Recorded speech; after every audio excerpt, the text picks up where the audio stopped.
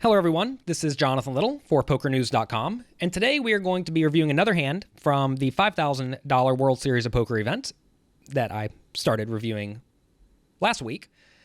In this hand, a great tight aggressive kid, I apparently do not have his name listed, raises to 1,400 from second position. And we are playing, I believe, 300, 600. So when we are playing 60,000 chips deep, that is a pretty deep stack. I think re-raising in this spot or folding are the only options. And hands like Ace-10, Ace-Jack, Ace-X suited are particularly good hands to re-raise because they have an ace blocker and at least a little bit of potential to make either top pair with these type of hands or flushes with the suited aces.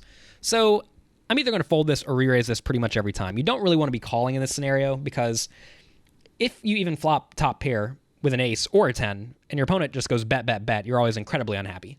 So if I am going to play this hand, I'm going to be re-raising it. Folding's certainly fine, though. In general, if your opponent is tight aggressive, you should probably just fold this. But when I quantify someone as a tight aggressive kid and someone who is great, they are going to have at least the possibility of having a hand like 9, 8 of diamonds in their pre-flop raising range and pocket fours and whatnot. So their range is not only nut hands. Just want to make that clear. If your opponent's a 70-year-old guy who hasn't put a chip in the pot in an hour, just fold the ace-10. You do not need to get involved. Probably even fold stuff like ace-jack, really. So anyway, I make it 4,000 on the button. And then Tuan, who is a very good loose aggressive player, perhaps maniacal, he decides to cold call from the big blind. So what in the world does that mean? Typically when people cold call the re-raise, they have a hand that is either a nut hand, like aces, kings, queens, and maybe ace-king.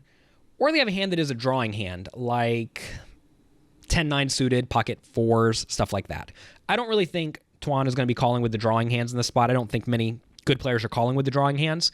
So I'm going to assume that he has mostly a premium range in this spot. And that's going to be, like I said, aces, kings, queens, maybe jacks, maybe tens, ace-king, maybe ace-queen. And that's about it. So I'm in pretty bad shape. The great tight aggressive kid folds. And the flop comes ace-king 5. So we have top pair, marginal kicker, and Tuan checks. So now, if you think about that range I just gave him, aces, kings, queens, jacks, maybe tens, ace-king, and ace-queen, how am I doing versus that range? Well, the only hands I'm actually beating are queens, jacks, and tens. I lose to everything else, even though I have top pair in this spot. So if I bet, my opponent's going to play incredibly well. If he does have jacks, queens, or tens, queens, jacks, or tens, he's going to fold to any bet. And if he has a better hand than me, he's never going to fold. So this is a situation, even though we have top pair, where you just want to check and you want to get to showdown. If you bet and any amount of money goes into this pot, beyond perhaps one bet on the river, you're going to be pretty unhappy. I guess he could also have a hand like king, queen, maybe queen, jack suited. Those are sort of like the best drawing hands. But he would probably 4-bet those pre-flop if he's going to play them. All right, turns a jack. And Tuan checks again.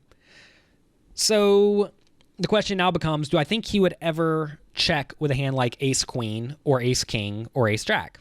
Or pocket aces, pocket kings, or pocket jacks?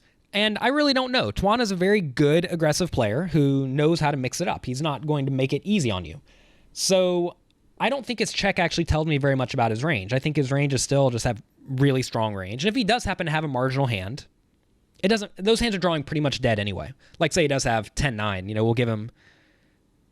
I mean, he's drawing to a chop with those, and that's fine. And if he does have something like pocket sevens, if he gets a 7 on the river and he bets, we'll probably pay him for one bet. But notice then we're not losing a significant pot. So anyway, I check behind. River's a 9. And he bets 7,800 into the 10,375 pot. So typically, this is a relatively easy call on my mind, especially versus someone who I know can play hyper aggressively. So against someone like Tuan, I don't think I can ever fold in this scenario just because he may decide to bet with something like pocket queens, or he may have a random hand like jack 10 and decide to turn it into a bluff, or he may have pocket sevens and decide to bet with that. However, if this was a standard opponent, I would strongly consider folding in this spot. And that's because a lot of players, if they have pocket queens or something like king queen, they're just going to check and hope to win. So when he's betting, there should be very few hands in his range that I lose to. I mean, this should just be incredibly value heavy. So given that I know my opponent is very hyper aggressive, I am happy calling in the spot just because when it goes check, check, check, check, a lot of guys cannot help themselves but to bet. I mean, I'm in that group. I don't want to make that sound like a bad thing. If the pot checks down and you have nothing, you should very frequently bet. So I'm going to call in this scenario, but I certainly would not fault myself if I did fold here. And I think folding would probably be ideal most of the time. So I did call, and Tuan shows up with pocket kings. So the preflop read was right, that he had a relatively strong hand. And we lost some chips, but it could have been much, much worse. What happens to a lot of amateur players in this spot is they re-raise with the ace-10 preflop, and then the flop comes ace-high, like this, and then they just bet the flop, bet the turn, and jam the river. And they end up losing a huge amount of chips.